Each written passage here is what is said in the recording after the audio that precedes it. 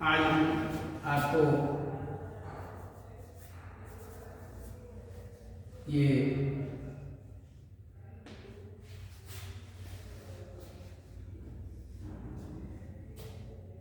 इसमें भरत राम का प्रेम तुलसीदास जी के द्वारा जो लिखा गया है इसके विषय में बता रहे हैं। इसमें संकेत में विधि न सकेऊ सही,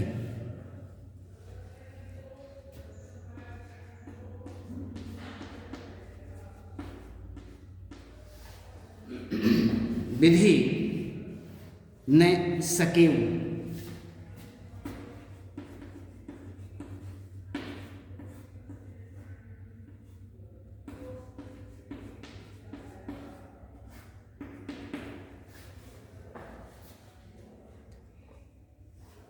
और जाने ही मुनि रघुराव,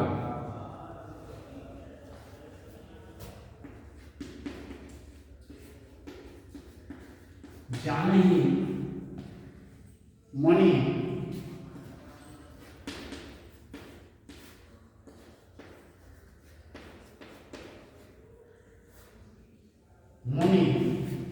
रघुनाव, रघुराव विधि न सकेऊ, विधि न सकेऊ सही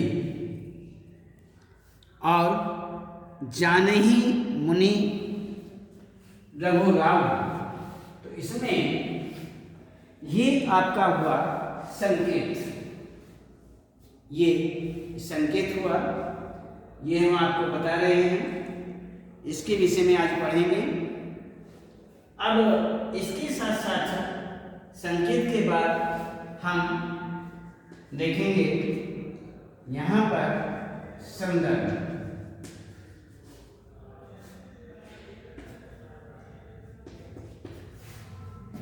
संदर्भ के बाद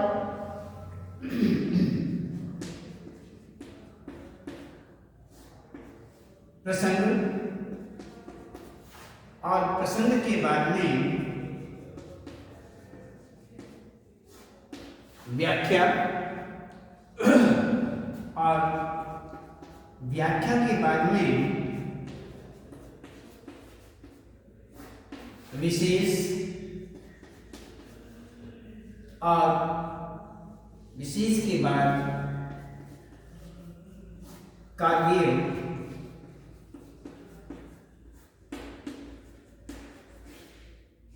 सौंदर्य और इस काव्य सौंदर्य के अंतर्गत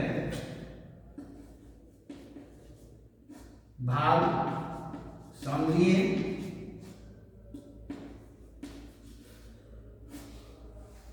और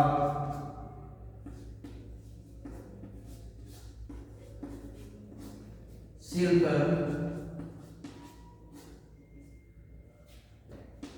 सौंदर्य,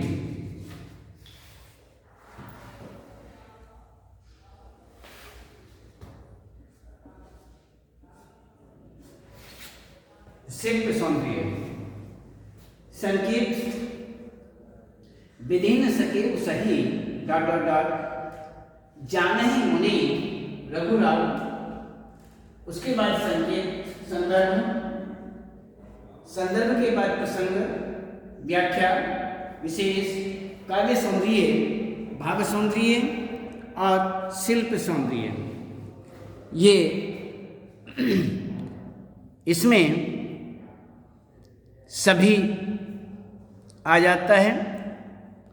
और अब हम देखते हैं संकेत के अंतर्गत कौन सा पद। विधि न सके सही मोर दुलारा, नीच बीच जननी, नीच बीच जननी मिस पारा, यह कहत मोहि आजू ने शोभा, अपनी समुझी साधु सुचि को भा, मातु मंदी मैं साधु सुचाली, उर अस आनत कोटि कुचाली।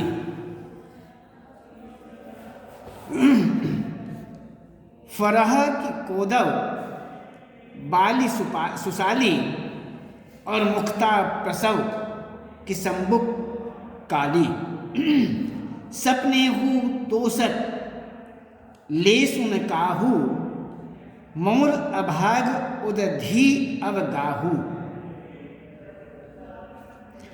बिनु समुझे निज अघ परिपाकू जारियू जाए जननी कही काकू। हृदय हेरी हारे हूँ सब ओरा एक ही भांति भले ही भल मोरा। गुरु गोसाई साहिब सिए रामू और लागत मोहि नीक परिणामू। साधु सभा गुर प्रभु निकट कहाँ सुथल सति भाव और प्रेम प्रपंचु के झूठ फुर जान ही मुनि रघुराव। ये हमारा पद हुआ। इस पद के अंतर्गत ही हम अब यहाँ पढ़ेंगे और इसमें सबसे पहले हम देखते हैं प्रसंग। प्रस्तुत काव्यांश हमारी पाठ्य पुस्तक अंतरा भाग 2 में संकलित भरत राम का प्रेम पाठ से लिया गया है। भरत राम का प्रेम पाठ से उद्धृत है और इसकी रचिता राम काव्य परंपरा के जो प्रमुख कवि हैं तुलसीदास जी वे हैं। इस अंश में राम के वन गमन के बाद, वही जो हमने आपको पहले भी बताया था, उसी प्रकार से यहाँ पर वन गमन के बाद भरत की जो मानसिक दशा है उसका वर्णन किया गया है और राम के वनवास जाने और उनका प्रेम खोने को भरत अपना दुर्भाग्य समझते हैं, अपना दुर्भाग्य समझ रहे हैं कि ये मेरा दुर्भाग्य है। दुर्भाग्य समझ करके चित्रकूट की सभा में अपनी आत्मग्लानि और हीनता के भाव को प्रकट करते हैं। आत्मग्लानि होती है, भरत जो हैं वो आत्मग्लानि से भर जाते हैं और आत्मग्लानि से भर करके हर प्रकार से वो हीनता के भाव प्रकट करते हैं, हीनता महसूस करते हैं। तो इसी प्रकार यहाँ पर आपका ये संदर्भ और प्रसंग। अब देखते हैं इसके अंतर्गत कि व्याख्या के अंतर्गत देखते हैं कि प्रस्तुत काव्यांश जो है, जो यहाँ पर ये संकेत के रूप में आपको काव्यांश बताया गया है, इसमें मुझे राम से मिलने वाला लाड़ प्यार विधाता से न देखा गया। कहते हैं जो विधाता हैं उनसे मेरा राम के प्रति जो प्रेम है, अनन्य प्रेम है, वह देखा नहीं गया। इसलिए ये हमारे बीच रुकावटें पैदा की। तो इसी प्रकार से कहते हैं उसने माता के बहाने, माता का बहाना किसका लिया? माता का, माँ का बहाना लेकर के व्यवधान खड़ा कर दिया, व्यवधान पैदा कर दिया। मुझे ये कहते हुए भी शोभा नहीं देता, क्योंकि अपनी दृष्टि में मैं अपने आप कहते हुए अच्छा नहीं लग रहा हूँ, शोभा नहीं दे रहा है। फिर भी क्योंकि अपनी दृष्टि में कौन साधु सच्चा या पवित्र नहीं हुआ है। सब अपने को अच्छा ही कहते हैं, पवित्र ही कहते हैं, सच्चा ही कहते हैं।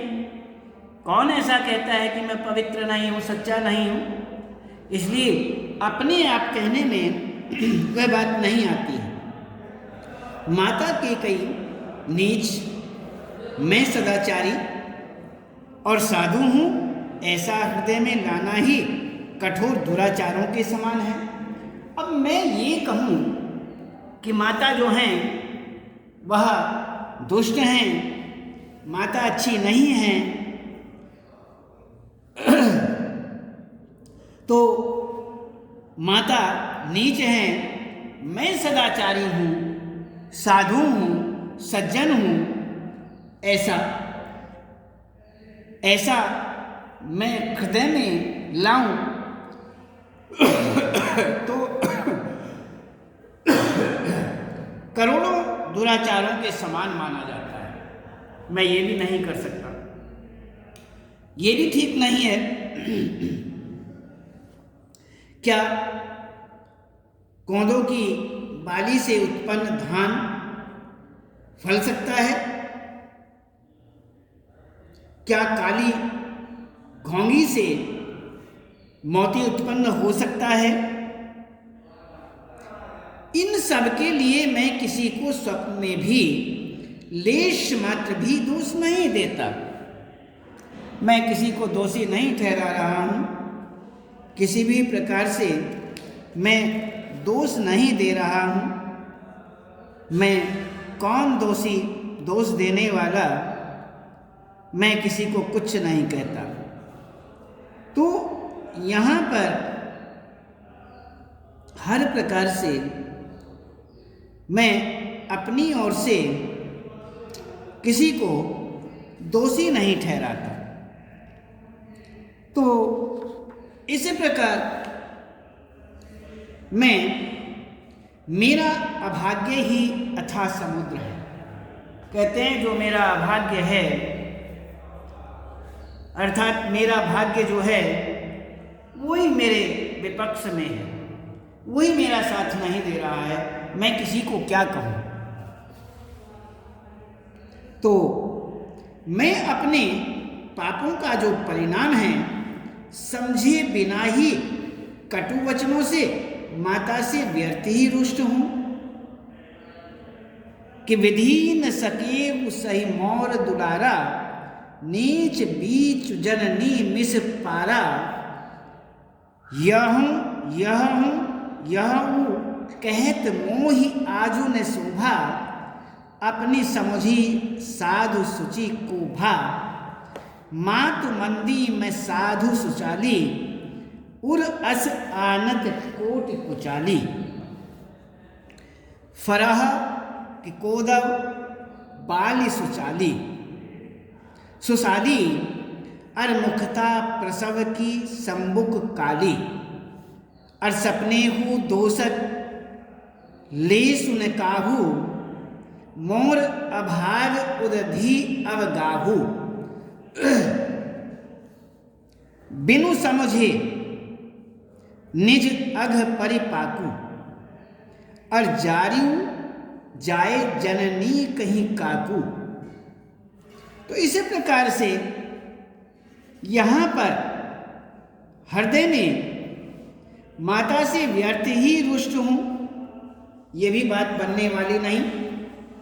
तो माता से ऐसे ही रुष्ट हो गया, ये ठीक नहीं है। मैं माता को कटु वचन व्यर्थ में ही कह डाले, उनसे वैसे ही रुष्ट हूँ। मैं अपने हृदय में सब तरीके से खोज कर हार गया। मैं हर प्रकार से अभागा हूँ, हार चुका हूँ। तो परंतु मुझे मेरी भलाई का कोई साधन नहीं, भलाई का कोई साधन नहीं। एक ही प्रकार के निश्चय से मेरा भला हो सकता है कि गुर गुसाई साहिब सिय रामो, एक ही भांति भले ही भल मोरा।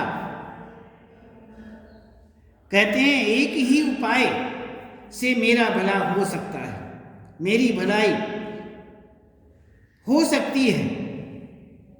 वह यह है कि गुरु महाराज सर्वसमर्थ हैं और श्री सीताराम जी मेरे स्वामी हैं। कहते हैं कि जो गुरु गोसाई साहिब सिय रामू और लागत मोहि नीक परिणामू। कहते हैं इसी से परिणाम मुझे अच्छा जान पड़ता है।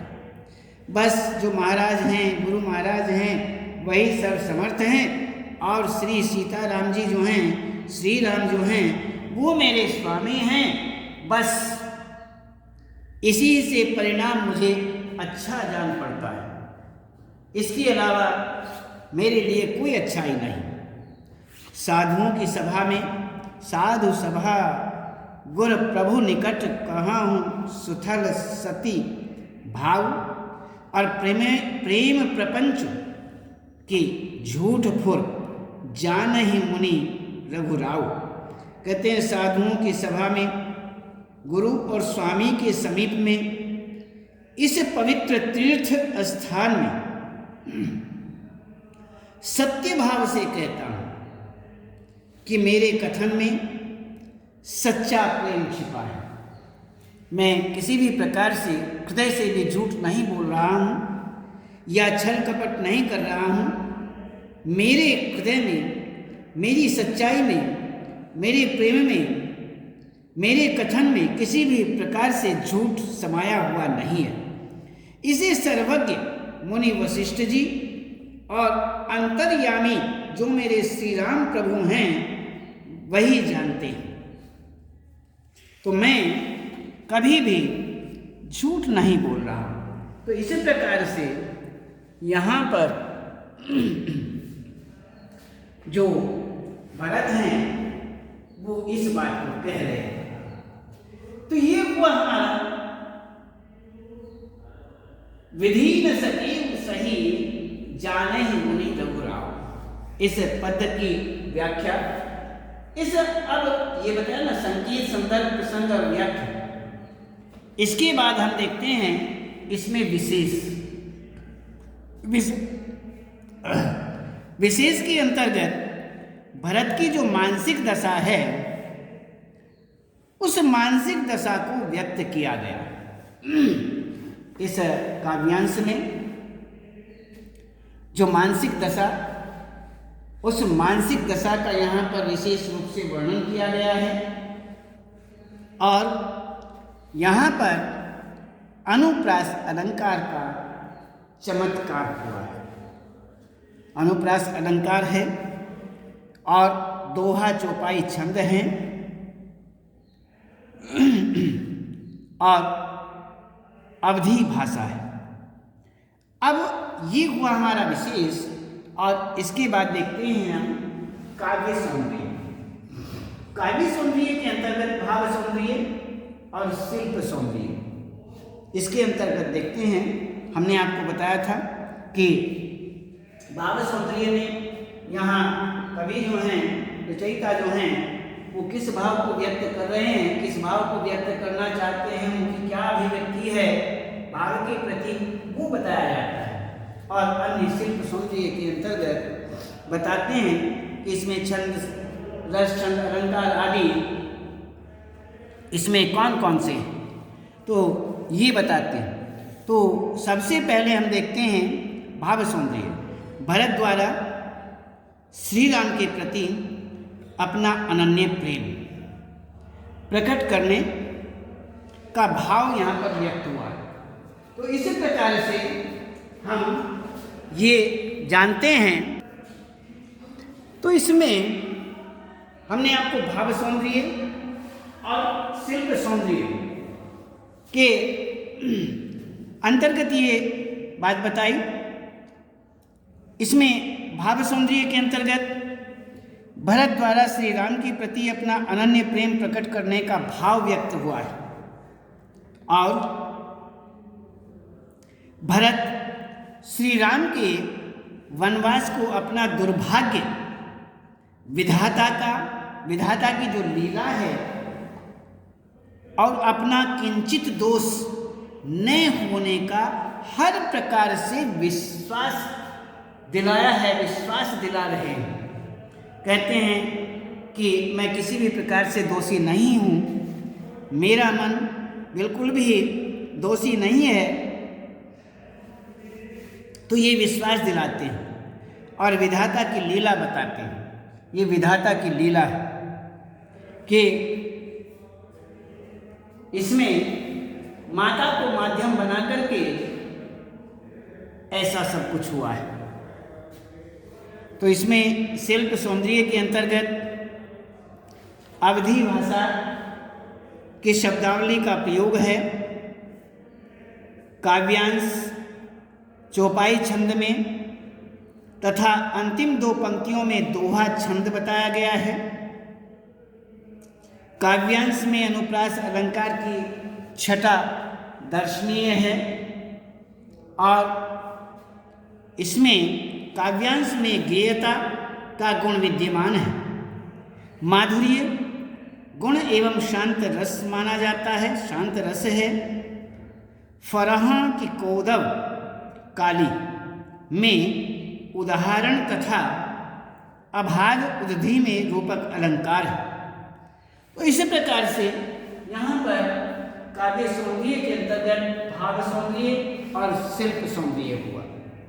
अब इसके अंतर्गत हम यहाँ पर इस प्रकार से ये हुआ हमारा तो आज हम केवल इतना ही रखते हैं और कल बताएंगे।